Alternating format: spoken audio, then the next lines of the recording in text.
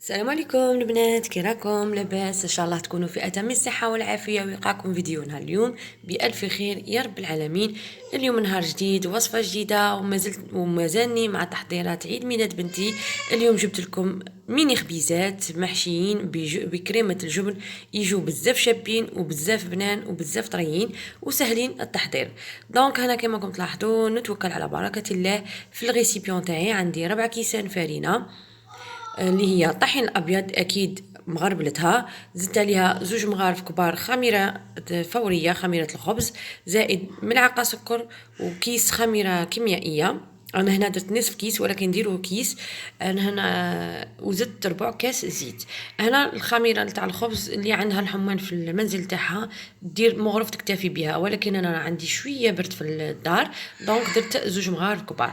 هنا رايحه نلم العجينه تاعي بالماء دافي حتى تتلم معايا، نروح غير تدريجيا في الماء.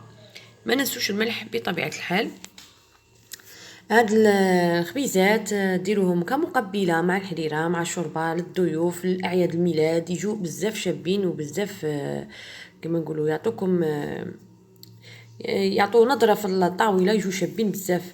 انا لميت العجينه تاعي، شوفوا القوام تاعها يقعد يتلاصق في اليد. خلوها هنايا رايحه كي تخمر غادي تشد روحها. هنا نخلوها نصف ساعه تخمر ونولو. بعد ما مرت هنا نصف ساعه البنات، شوفوا ضعف الحجم تاعها. هنا رايحه ندير غازي العجينه تاعي بهذا الشكل ونحطها على لو بلون طرافاي، نعجنها بوندون 3 مينوت.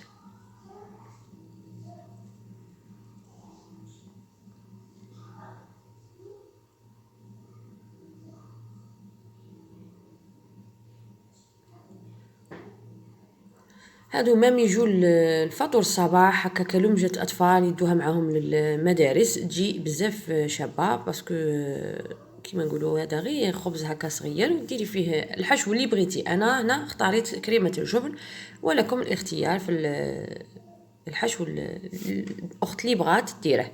دونك هنا كما راكم تلاحظوا انا ندير كريات من العجينه. الكريات يكونوا شويه صغار. هنا يفالين نصغر شويه الكريه ونخلوهم في البلاطو حتى يتضاعف الحجم تاعهم.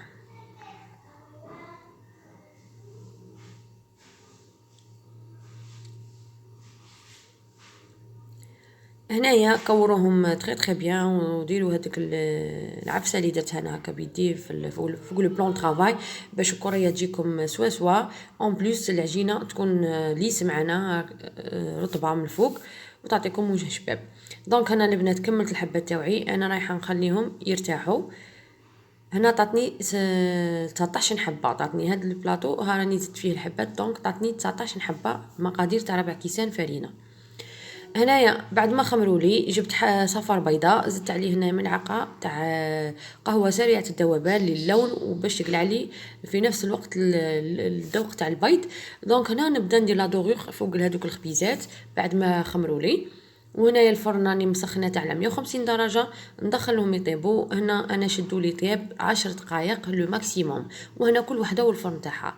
فوق الخبيزات البنات انا درت شويه سانوج، هنا لكم الاختيار، بغيتو ديروا السانوج بغيتو ديروا جلجلان، كل وحده والاختيار تاعها والذوق تاعها.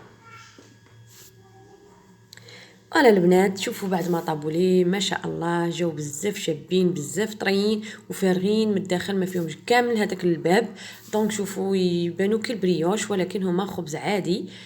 شوفوا هنا راح نقسم لكم حبه تشوفوها فارغه من الداخل. شوفوا البنات فارغين من الداخل ما فيهمش كاع الباب، يجوا قلت لكم بزاف شابين. هذه كريمه الجبن راح نخليها لكم في وصفه في صندوق الوصف عفوا، راني دايرتها في ليمونشون. دونك روحوا تما تلقوا الوصفه تاع كريمه الجبن، تجي بزاف هذه بنينه تاني. دونك انا رايحه نزين بالجبن المبشور ونحطهم في الصحن. هنا لكم الاختيار في الحشو وفي التزيين، اسهل من هادو ما كانش في وقت وجيز يوجدوا معكم. دونك ان شاء الله هنا تجربوهم وينالوا اعجابكم وتخلوا لي رايكم في التعليقات. ما تنسونيش الله يخليكم البنات، وفضلا وليس امرا ما تنسونيش بالجيم اللي هو اللايك باش المشاهده تكبر والفيديو يطلع شويه، وبارطاجيو مع الاهل ومع الاحباب. كما راكم تلاحظوا القناه راهي شويه ماشي متفاعله، دونك فضلا وليس امرا بارطاجيو لي فيديو. شكرا بزاف لكم للمشتركات الوفيات اللي راهم يدعموني توجور واللي مسانديني كل يوم. كما راكم تلاحظوا فوالا هنايا الشكل النهائي، انا درتهم في صحن التقديم وزينتهم بهاد لي كوردون،